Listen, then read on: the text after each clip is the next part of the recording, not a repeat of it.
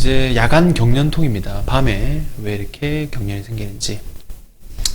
밤마다 쥐가 나서 잠들기 두려워요. 60%의 환자 성인들이 야간 다리 경련을 경험해요. 저도 가끔 왼쪽 다리 경련이 생겨서 깨는 경우가 있긴 한데 쥐가 난다는 표현이죠. 쥐.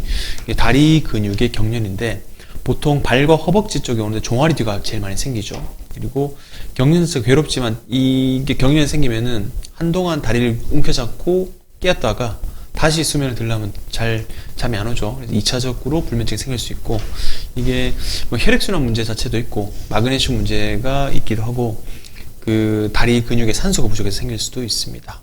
마그네슘 이런 걸로 에너지 이용이 가능한데 근육 자체에 경련이 생기는 거죠. 왜 하필 밤에 잘 생기나? 경련은 주로 낮에는 잘 안 생기죠. 밤에 경련이 생기는 게 누운 자세 때문인데, 누웠을 때 발을 이제 우리가 앉아있거나 서있을 때 다리를 이렇게 발목을 올리는데, 누울 때는 발목이 이렇게 내리지 않습니까? 그죠? 이렇게 되니까 발목이 발바닥에 굴곡되고 이 뒤에 있는 종아리 근육 자체가 이렇게 되면 늘어나게 되고 이렇게 짧아지게 되는 겁니다. 짧아진 상태로 계속 있는데, 이럴 경우 더 수축을 할 수 없기 때문에 경련이 생기는 거죠. 그래서 근육에는 근방추세포라고 있는데, 이거 자체가 근육의 길이를 모니터링 하는 건데, 이제 수축 신호가 전달 안 되면 이제 경련이 막 생겨서 밤에 이 최대로 수축이 돼 있는데 이 자체가 이완이 되지 않기 때문에 다리에 쥐가 난다고 보시면 되겠습니다. 여기 근방추, 머슬 스핀이라고 하는데, 근방추가 이제 종아리 근육에 있어서 경련이 많이 생기는 거고, 이게 아니면 병이 원인일 수 있습니다. 협착증도 이제 다리가 쥐가 나고, 하지정맥류 이런 것도 쥐가 많이 나는 거죠.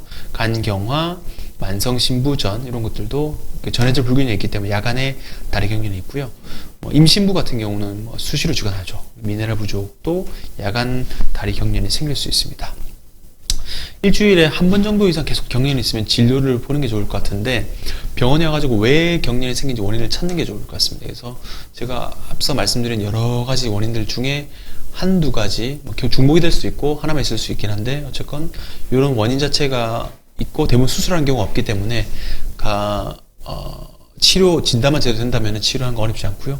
예방하는 방법 보시면은, 아까 이게 다리가 이렇게 돼 있으면 수축이 돼 있게 요걸 좀 펴주는 게 좋습니다. 잠자기 전에 스트레칭 해가지고 가벼운 운동을 하시게 되면 경련을 예방할 수 있고, 평소에도 약물, 마그네슘을 보충해서 하시는 게 좋은데 진통제는 별 도움이 안 되는 것 같습니다.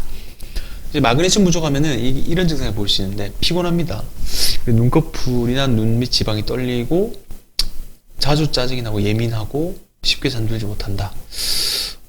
저는 1번, 2번은 좀 해당이 가끔씩 되는 것 같은데, 마그네슘이 부족하다는 증거는 이런 식으로 볼 수 있고, 바나나와 아보카도, 아몬드를 많이 드시면 좋을 것 같습니다. 운동 알아봐야겠죠? 어떻게 하면 이제 크램핑, 야간 경련을 예방할 수 있는지. 무릎을 펴고 종아리 늘리기. 이 뒤쪽에 있는 그 허벅다리 뒤쪽과 정강이 있는 그 근육을 늘려줘야 됩니다. 그래서 다리를 벌리고 양손을 벽에 댄 채 앞쪽 무릎을 구부리고 종아리 쪽을 최대한 늘립니다. 무릎을 구부리면서 최대한 반대쪽을 늘려주는 그런 자세를 취해야 되고, 종아리 근육과 발목 유연성도 올려주는 그런 방법입니다. 의자에 앉아서 발을 앞으로 뻗기, 제일 하기 쉽죠. 이렇게 발목 자체를 90도로 하면서 들어주고 펴주는 이런 운동이 그 스트레칭 운동인데, 전경골 근에 피로가 많이 쌓이게 되는 이 스트레칭 자체가 체중부의 위험도 없고 하니까 많이 호전을 볼 수 있고, 앉아서 발목 돌리기 운동. 그래서 발목 자체, 보통 그 인대 자체의 강화 훈련도 비슷한데 이런 식으로 발목을 돌리는 운동인데, 원을 그리면서 돌려주면 전경골근 그리고 장단미 골근 자체도 스트레칭 되면서 주위 자체의 발목 안정성에 도움이 되는 것 같습니다. 야간 경련통 알아봤죠? 그래서 그 하지 방사통의 원인 자체는 보통 대부분 척추에 많이 있습니다.